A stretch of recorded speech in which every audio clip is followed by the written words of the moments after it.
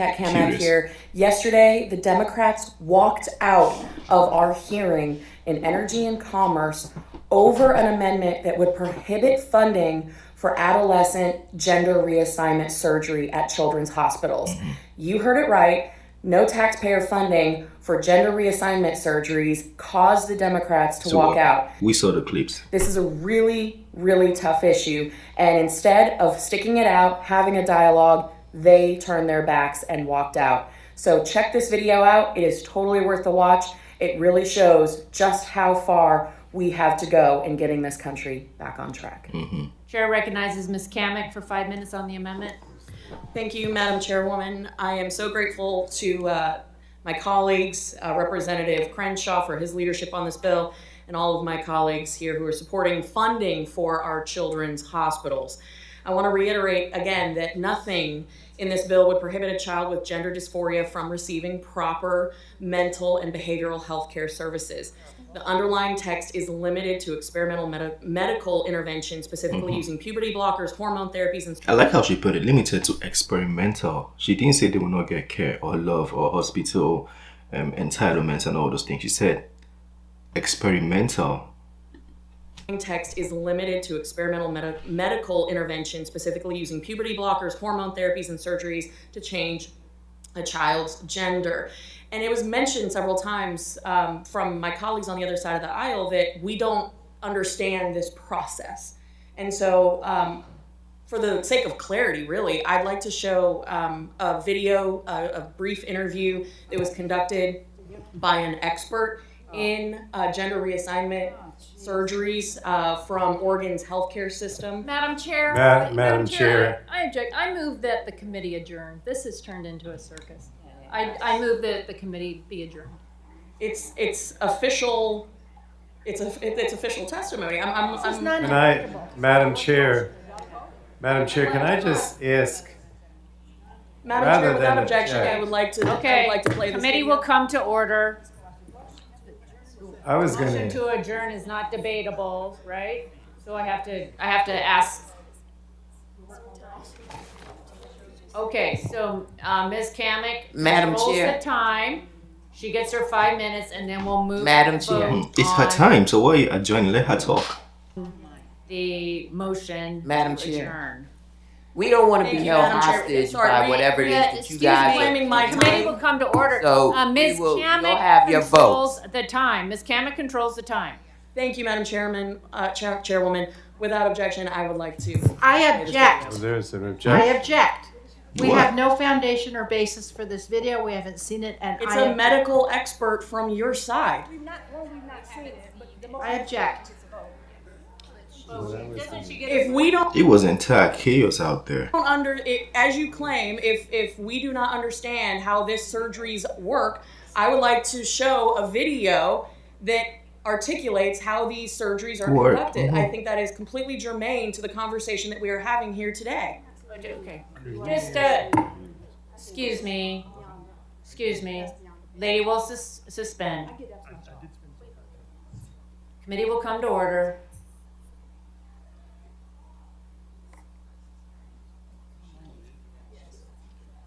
Okay, so Ms. Cammack gets to finish her 5 minutes. And then we will proceed. Thank you. Please play the video.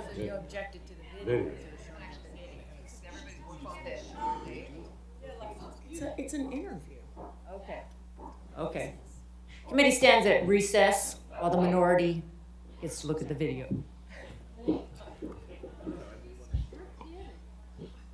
I want to look at the video. 2 minutes and 17 seconds.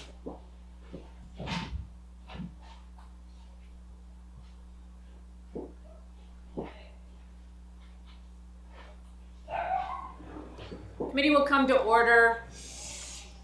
Ms. Cammack had asked unanimous consent for the committee to watch the video. There was an objection.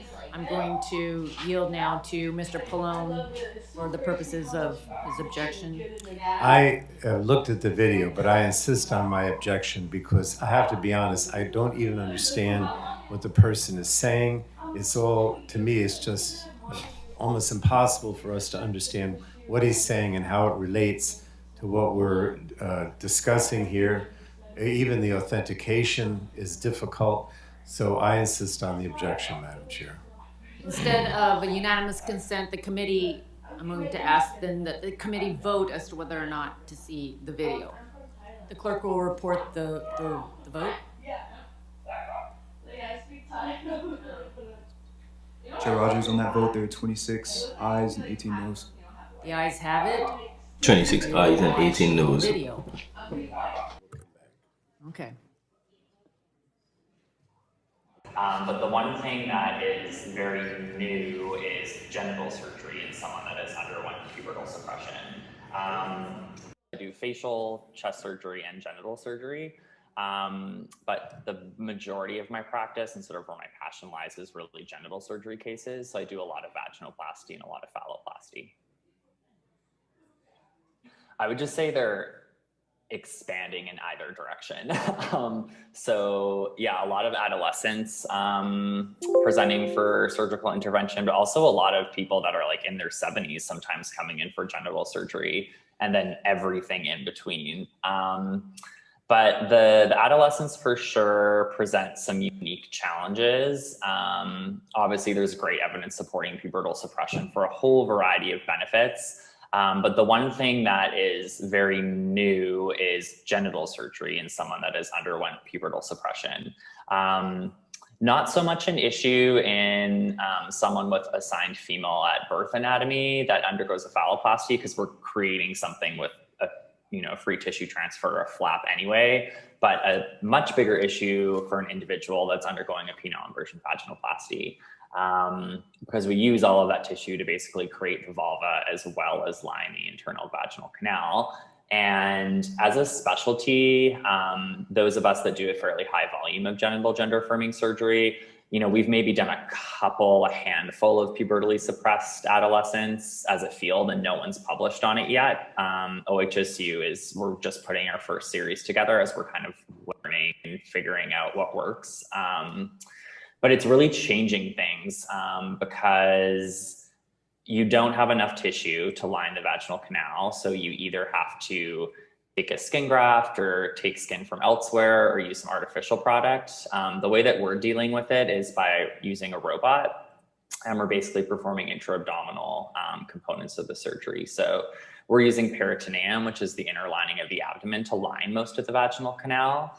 And by doing that, that allows us to use all of the remaining tissue externally to create a vulva and try to make also an aesthetic result. Last week from Dr. Blair Peters, who is a gender affirming surgery expert at the University of Oregon's Health and Science Division. Earlier today, just a few minutes ago, our colleagues on the left said that we didn't know what we were talking about. So when presented with a video that details exactly what it means to conduct surgery on a minor for gender affirming surgery, they left the room. They don't want the facts. And as you heard from the specialist who does these surgeries, they don't know what they don't know. They don't understand the long-term effects. There is not even published information, peer-reviewed information backing up the claims that our colleagues on the left have said. We are here today to fund children's hospitals, not to mutilate them with experimental surgeries that we do not have science and data that backs up the claims that the left has made today. So I stand with my colleagues in funding these children's hospitals, but I also am very disappointed in my colleagues on the left who opted to leave the room in protest and refuse to watch a video from an expert on their own side. With that, Madam Chairwoman, I thank you for allowing me to show this video, and I yield back. Gentlelady yields back. Further discussion on the amendment? Seeing none, the vote occurs on the Schreier amendment. All those in favor say aye. Aye. Those opposed, nay. Nays have it. A recorded vote has been requested. The clerk will call the roll. Clerk will report the vote. Chair Rogers, on that vote, there were 17 ayes and 26 noes. The noes have it, and the amendment is not agreed to. I made this bet on my own, bet on my own.